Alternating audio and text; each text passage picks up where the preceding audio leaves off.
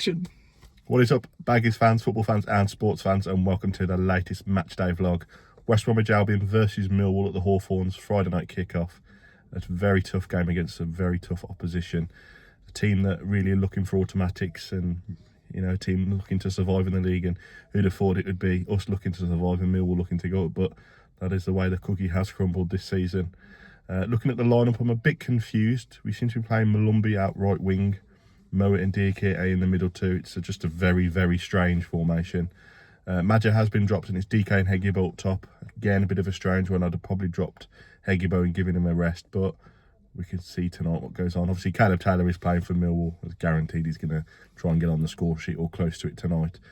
I'm still sticking. I think Millwall are just going to beat us tonight. I'm going 2-0 Millwall. The old man has gone with a 3-1 prediction, but the old man is not here tonight. I'm joined by my partner. What are you guessing? What are you predicting? 2-1, 2 to them, 1 to us. So she's gone 2-1 Millwall. So 2 losses in the car and then a 3-1 from the old man, who unfortunately can't make it tonight. As always, Baggies fans, let me know how you think the game went today, and I'll catch you when we're in the ground. Bye-bye.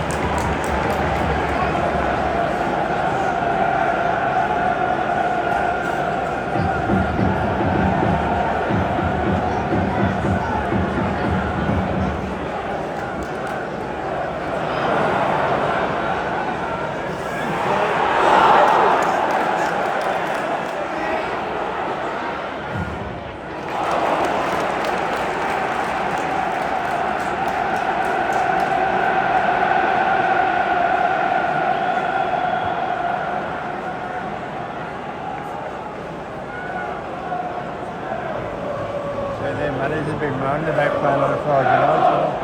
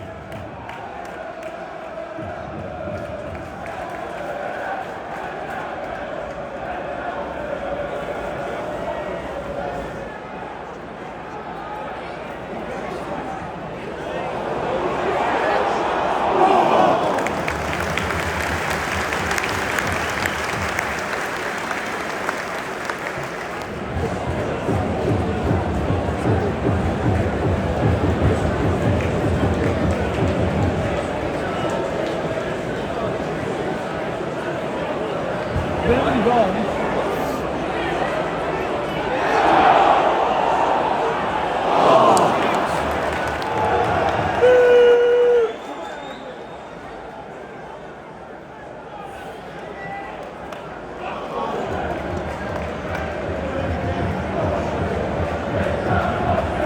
Right, another fucking 30 seconds.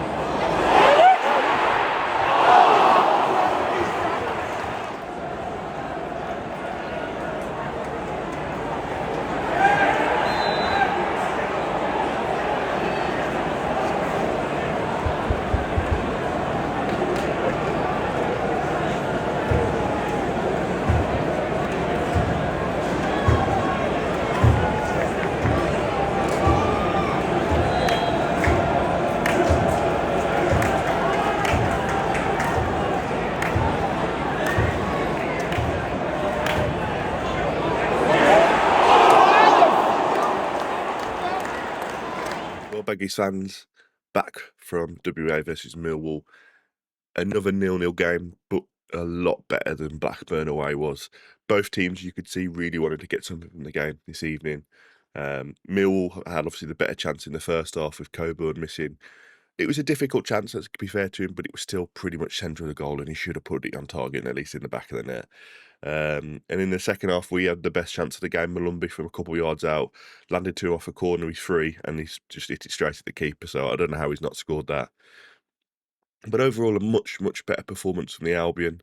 We kept Millwall pretty quiet. Femi I didn't really see him do too much. Again, Josh Coburn, he had that one chance, he kept him pretty quiet. So it was pretty. It's a pretty good game, and even the dead ball situation with Millwall, because obviously they got some big lads. We did pretty well to keep that quiet as well, which is impressive from us. So genuinely, I'm really happy with last night's performance. Could we have won the game? Should we have won the game? I don't know. Could Millwall have won the game? Again, I don't know. I think a point at the end of it, looking over everything, was a fair result for both teams. Millwall fans, I'm hoping you agree with that. And obviously, you'd have liked to have come away with 3 points and got yourself back into the automatic promotion. But end of the day, it's points shared. And I think anybody could have predicted a 0-0 or a 1-1, considering the last 4 results of the Hawthorns have all been draws. So, yeah, it's a tough one. But as I said, it's a point on the board. It's a point towards keeping us up in this league. And let's hope that the teams below us struggle this weekend and don't pick up any points. So at least then we're 5 points clear going into Preston away, which if we play at the levels that we did against Millwall, I feel like we should be coming away with something, maybe even 3 points from that game.